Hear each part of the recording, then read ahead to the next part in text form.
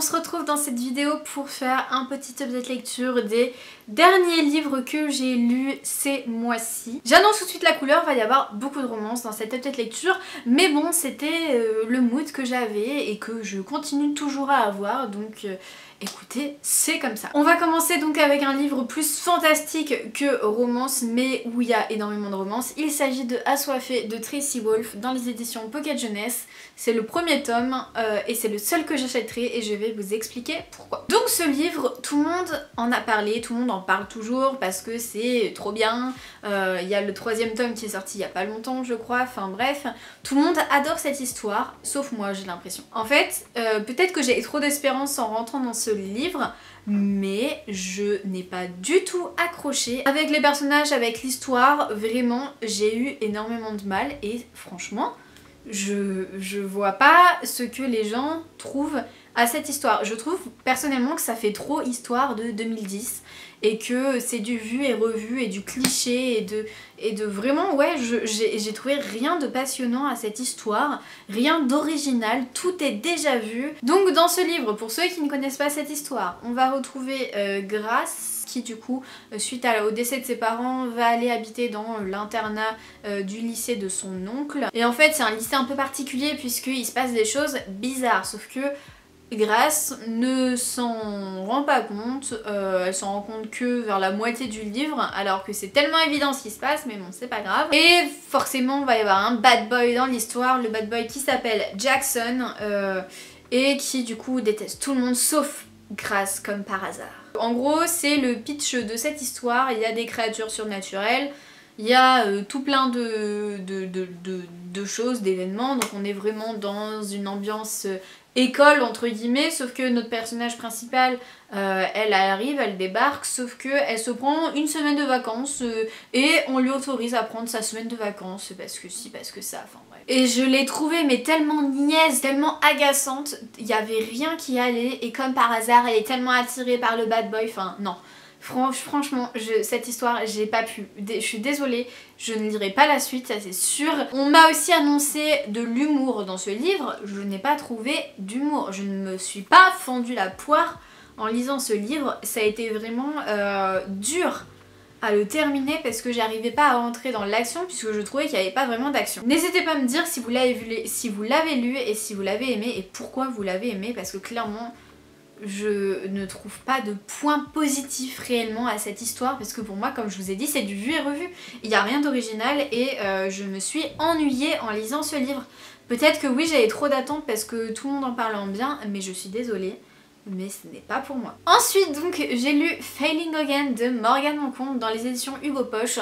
Et ça a été trop bien, franchement. Je crois que je l'ai lu juste après Assoiffé, donc clairement c'était un changement total de mood. Là vraiment on est sur quelque chose de bien. Je suis désolée, on peut critiquer ce qu'on veut, mais Morgane Moncombe elle est genre incroyable, elle fait des histoires d'amour incroyables et clairement c'est tout ce dont on a besoin. Dans Failing Again on va suivre deux personnes, on va suivre Fleur ou Lila, qui est donc la même personne, qui cherche du travail dans surtout le digital, tout ça. Et on va suivre aussi Aaron qui lui travaille dans une boîte de digital et donc forcément ils vont se rencontrer, tout ça, enfin bref. Aaron lui il est hyper solitaire, il aime pas avoir des amis, il aime que son travail, alors que Lila c'est un peu le contraire, elle aime bien parler et tout, enfin bref.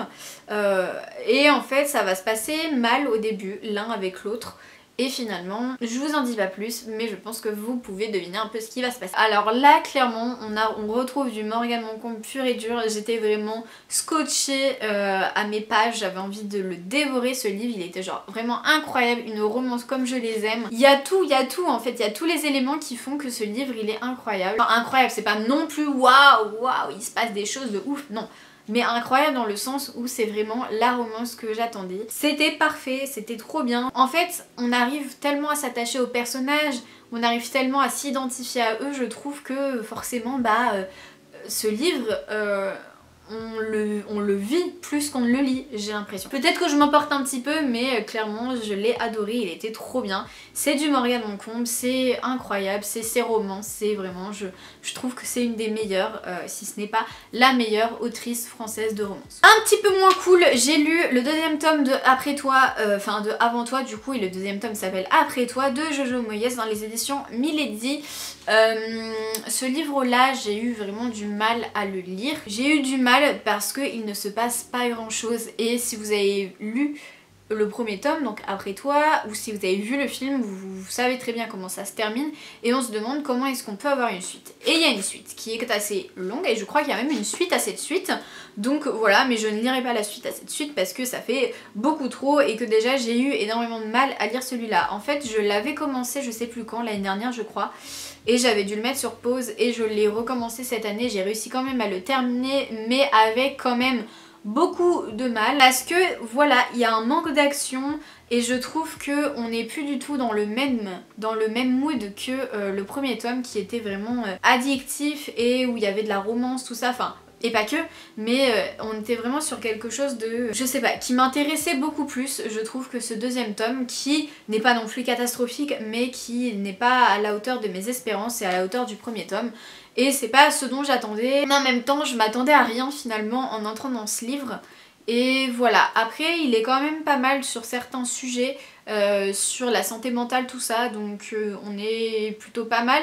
Mais au-delà de ça, je trouve qu'il y a trop de passivité dans ce livre, et qu'il y a beaucoup de moments trop passif, voilà, tout simplement. Je ne sais plus ce que je racontais, puisque évidemment ma caméra a coupé et je m'en suis rendu compte un petit peu trop tard. En gros, si vous n'avez pas lu le premier tome, c'est un petit peu compliqué de vous faire un résumé de ce livre là, parce que ça va vous spoiler, mais en gros on va suivre Lou, qui du coup a fait une promesse à l'homme qu'elle aimait de vivre sa vie à fond et de ne rien regretter, en gros. Sauf que ça va pas se passer comme prévu, tout ça. Et il va y avoir un petit chamboulement dans sa vie, puisque une fille, une gamine en gros, enfin une adolescente, va débarquer dans la vie de Lou pour un peu chambouler tout ça, et ça va remettre un petit peu plein de choses en question, aussi bien chez Lou que chez d'autres personnes. Donc voilà ce que je peux vous dire de ce livre. Je ne sais pas comment vraiment vous le résumer sans vous spoiler le premier tome, mais bon, si vous n'avez pas lu le premier tome, n'hésitez pas, sinon, si vous n'avez pas envie de le lire, à regarder le film parce qu'il est incroyable. Et là on passe vraiment à mon coup de cœur de cette année 2022, ou un de mes coups de cœur, parce qu'il était genre incroyable, vraiment je ne saurais quoi dire de ce livre parce qu'il est genre trop bien.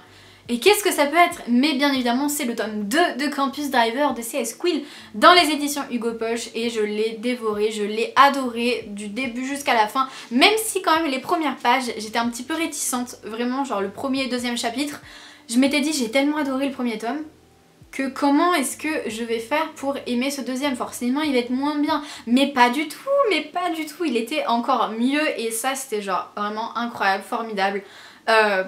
J'ai pas les mots, et en fait quand j'ai terminé ce livre j'avais qu'une seule envie, c'était de le recommencer. Je voulais pas quitter les personnages, je voulais pas quitter cet univers, je ne voulais pas le fermer, j'étais vraiment dans le déni, je voulais que rester dans ce livre, mais c'est pas possible, au bout d'un moment il faut sortir de notre lecture. Et vraiment le meilleur pour moi des tomes de Campus Driver, c'est celui-là. En fait on va suivre Donovan, qui est un étudiant parmi tant d'autres, qui est un Campus Driver.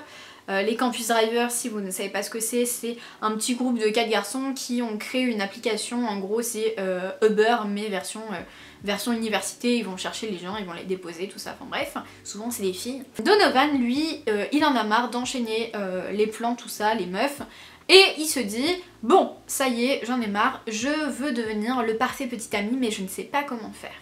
Et quoi de mieux que de demander à la lectrice de romance par excellence, qui s'appelle Carrie, qui est connue pour lire plein de romances, recommandée par une de ses amies en plus, donc forcément c'est à elle qui doit demander, c'est vers elle qui doit se tourner, parce que c'est elle qui connaît tous les codes pour être le parfait petit ami, n'est-ce pas? Carrie, elle, au départ elle ne veut pas, elle dit j'ai pas que ça à faire, tu me fais chier. Elle l'envoie un peu bouler, sauf que Donovan il est très insistant, et il veut vraiment changer. Il a ses raisons, les raisons qui sont expliquées au fur et à mesure des pages, il a ses raisons pour vouloir changer, mais il ne lâche pas, et finalement Carrie décide malgré elle de l'aider et de devenir le parfait petit ami. Donc au départ les deux ne s'entendent pas, enfin c'est surtout Carrie qui a du mal avec Donovan et au fur et à mesure leur relation évolue et je pense que vous vous doutez comment ça évolue, mais vraiment j'ai adoré les personnages, tout ça, mais oh là là, ce livre, je mourrais pour lui. Bon, abusons pas non plus. Voilà en gros le pitch de cette histoire. Avec toute cette ambiance de colocation, cette ambiance de ci, cette ambiance de ça, enfin vraiment, mais oh là là, incroyable cette histoire, mais incroyable, je ne peux que la recommander. Si vous n'avez pas lu les Campus Driver, n'hésitez pas à foncer dessus. Parce qu'ils sont incroyables vraiment, et si vous les avez lus n'hésitez pas à me dire lequel est votre préféré. Et bien évidemment en sortant de ce livre là, qu'est-ce que j'ai fait? J'ai lu le 3e tome parce que c'est tellement évident. Donc le 3e tome s'appelle Crash Test, le 2e s'appelait Book Boyfriend, c'est ça. Donc dans ce 3e tome, notre personnage principal est donc Lewis. Lewis qui lui du coup, alors là on est sur un autre mood. Lewis lui il voit que tous ses potes sont en couple et lui il aime pas ça, il veut pas du tout être en couple, enfin... C'est berk, quelle horreur les couples, mais non, mais jamais de la vie. Lewis, lui, il préfère juste profiter de la vie, se faire plaisir, et puis voilà, trouver des petites meufs par-ci par-là, mais ne jamais, au grand jamais, se poser. Sauf que les Campus Driver arrivent à leur dernière année à l'université, donc forcément, il va falloir que quelqu'un reprenne la relève. Il y a une nouvelle fille qui débarque sur le campus avec une voiture magnifique, parce que les Campus Driver, ils ont que des voitures... Parce que les Campus Driver, ils ont que des belles voitures, des voitures anciennes, tout ça, enfin bref. Et donc il y a cette fille, une nouvelle qui débarque sur le campus avec sa vieille voiture et ça fait fureur. Les garçons ils sont tous là genre waouh, oh là là, elle est incroyable, il faut trop qu'elle rejoigne notre application, il faut trop qu'elle rejoigne les Campus Driver et tout, elle sera parfaite pour prendre la relève. Chacun des Campus Driver va donc recruter une recrue, un étudiant de première année, tout ça pour pouvoir reprendre la relève. Et Lewis, lui, il se retrouve du coup à devoir forcer donc par ses amis, devoir aller demander à Amy, donc c'est cette nouvelle avec sa voiture super belle, de devenir Campus Driver. Sauf que Amy, elle a un caractère bien trempé, elle n'a pas envie.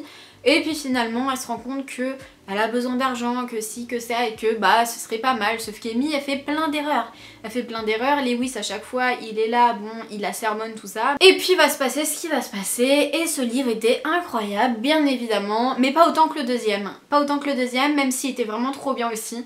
Vraiment, enfin le 2 et le 3 ça reste mes préférés, mais surtout le 2, mais le 1 aussi était trop bien, mais vraiment, enfin de toute façon cette série, cette trilogie de livres, mais je la chéris dans mon cœur comme pas possible. Je les ai trouvés incroyables et je recommanderais à tous ceux qui aiment la romance de découvrir ces livres si ce n'est toujours pas fait, parce qu'ils sont genre incroyables, mais vraiment vraiment allez-y, foncez. Bon, je pense qu'on en a terminé pour cette update lecture. J'ai essayé d'être assez concise mais je ne suis pas sûre. N'hésitez pas à me dire si vous avez lu des livres en commun avec moi, ce que vous en avez pensé, est-ce que vous les avez aimés, est-ce que vous les avez détestés. Je serai très agréablement contente de voir vos commentaires. Je vous retrouve dans une prochaine vidéo qui sera sûrement un vlog. Voilà, puisque je suis en train de vlogger cette semaine. Est-ce que je vais réussir à faire du contenu dans mon vlog? On verra, c'est la surprise que vous aurez dans une semaine. N'hésitez pas à vous abonner à la chaîne, à liker la vidéo si ça vous a plu, à me laisser un petit commentaire. Moi je vous fais de gros bisous et je vous dis à la prochaine, ciao!